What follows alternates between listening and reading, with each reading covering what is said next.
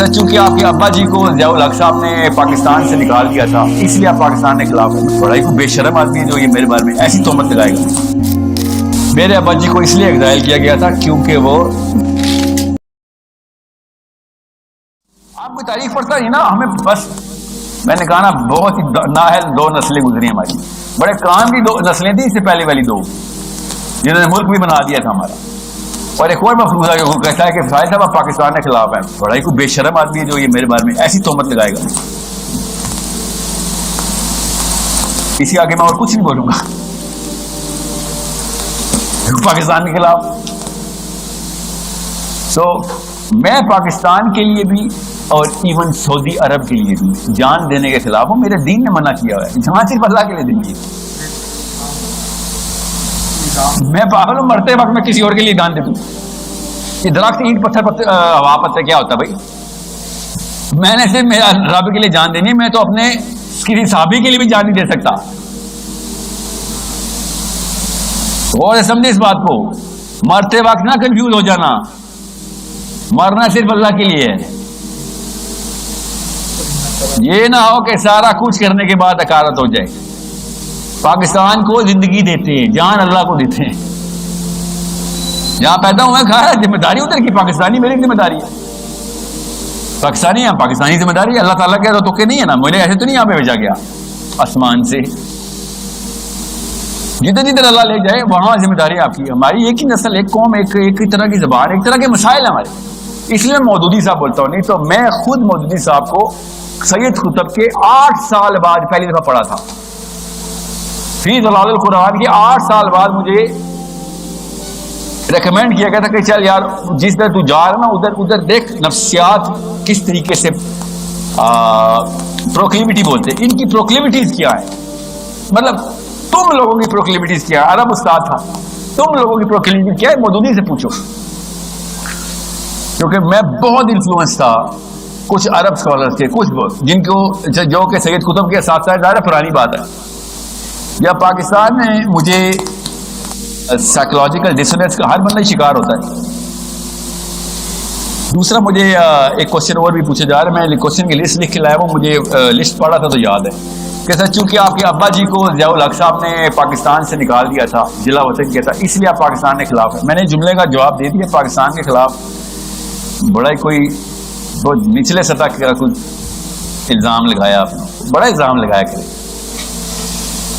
میرے ابا جی کو اس لیے ایگزائل کیا گیا تھا کیونکہ وہ ضیاء الحق کے خلاف لکھ رہے تھے کہ تو نے ہمیں جنگ کیوں مروائی ہے. پاکستان کے لیے لکھ رہے تھے.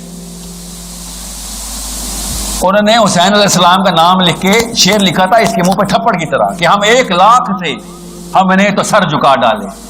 حسین تیرے 72 سروں پہ لاکھوں سلام. اس طرح سے جلا وطن ہوا تھا میرا باپ. گرو تو ساتھ گرے شان شہ سواری, کمال کوئی انوکھا زوال میں آئے. یہ میرے باپ کا شعر تھا جس پہ جلا وطن ہوا تھا. آج تک میں نے بولا ہے میری ڈگری کدھر کی ہے. گوگل ہی کرنا پڑتا ہے نا میری سی وی کو. کبھی زندگی میں بتایا میں نے. تو جس بندے کو سائیکولوجیکل ڈسوننس ہوتے ہیں اس کے کمپلیکسز نظر آتے ہیں. سارا کچھ بولا کریں, سائیکولوجیکل الزام نفسیات کے الزام نہ لگایا کریں. اس سے آپ کی نفسیات اشکارا ہو جاتی ہیں.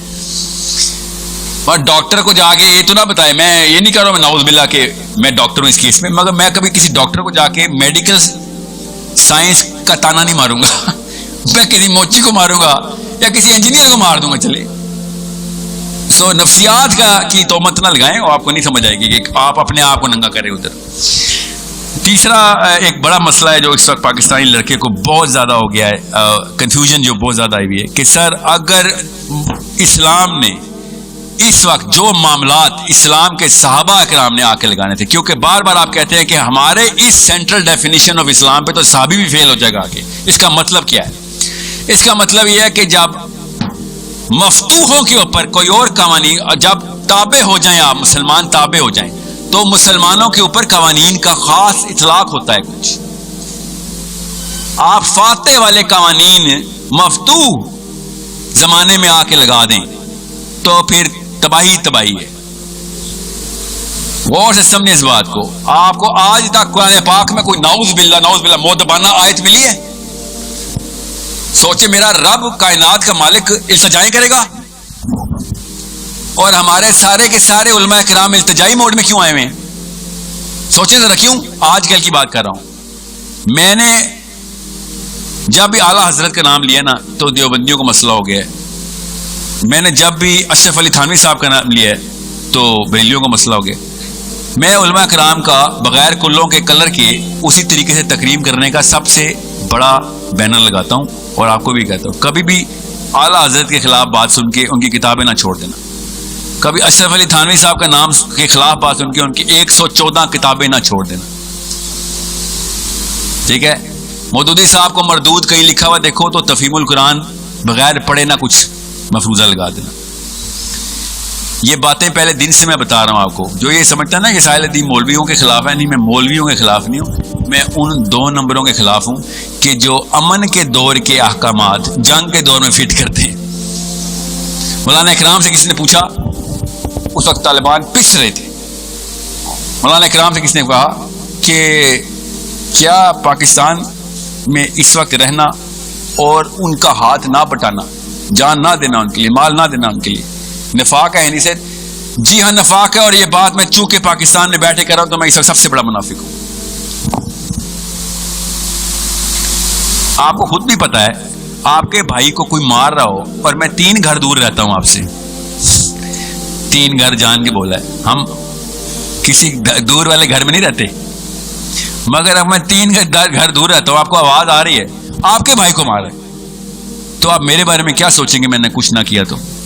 یہ گوروں کو سمجھ آ گئی یہ بات, خدا کی قسم گوروں کو سمجھ آ گئی یہ بات. وہ مسلمان ہے, بغیر اسلام کے سارا کچھ اسی طریقے سے فطرہ, کیوں اندر کی ڈیمانڈ ہی یہی ہے کہ بھائی میرے کسی بھائی کو کسی بہن کو پکڑے تو پورا محلہ آ کے بچائے اس کو. وہ جمعے کی نماز پڑھنے کے لیے سارے پہنچ جائیں, ادھر سے میرے بھائی کو کوئی مار رہا ہو تو میں کیا سوچوں گا ایسے دین کا؟ میں کیا سوچوں, آپ بھی کیا سوچیں گے؟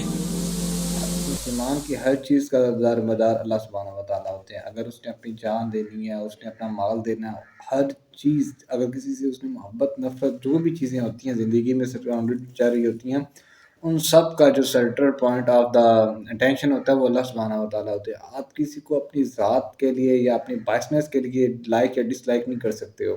پاکستان میں تو اتنا زیادہ ایک ٹریڈیشن والا, ایک اسکیپٹسزم, ایک فالوورشپ والا ایک فیکٹر پایا جاتا ہے کہ اگر ان کے جو بھی بائسنس میں آ کے وہ اپنے ایک مینٹور کو, اپنے لیڈر کو وہ چیز کر رہے ہوتے ہیں, اگر وہ غلط بھی کر رہا ہے تو آپ نے اس کی غلط بات کو پک کرنا ہے. اگر پاکستان میں جب بھی کوئی بندہ حق سچ کی بات کرتا ہے نا تو اس کو ایڈیکیٹ کرنے کی کوشش کی جاتی ہے, اس کو گیم سے نکالنے کی کوشش کی جاتی ہے کہ جتنا ہو سکے ہم اس کو سپریس کرتے ہیں.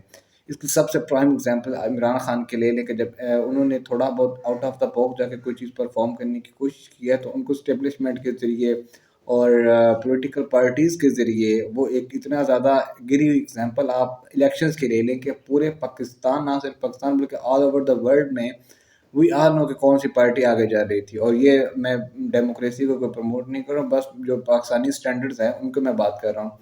تو پھر بھی ایٹ اینڈ جا کے رزلٹ آپ کو سامنے آ گیا. اتنی بڑی ایک مسٹیکس کی گئی مگر کوئی بھی ان کو آبجیکٹیفائی نہیں کر سکا ہے. ابھی وہی لوگ ہمارے اوپر مسلط ہیں, ابھی وہی لوگ ہمارے اوپر حکمرانی کر رہے ہیں. تو جب تک ہم اس سسٹم کو چینج نہیں کریں گے, جب تک ہم خلافت کا نظام نہیں لے کے آئیں گے تو کبھی بھی جسٹس نہیں آ سکتا. کیونکہ آتا ہے تو سب سے ٹاپ آف دا لسٹ پہ جو چیزیں آبجیکٹیو ہوتی ہیں وہ جسٹس میں آتی ہیں. جب تک ایک نظام جسٹس پہ نہیں ہوگا تو پھر چاہے مرضی آپ جتنی سیلف پیوریفیکیشن کر لیں یا پھر سیلف انالیسس کر لیں, نتھنگ ایلس میٹر, آپ ہمیشہ مفتوح ہی رہیں گے, کبھی بھی آپ فاتح قوم نہیں بن سکتے ہو.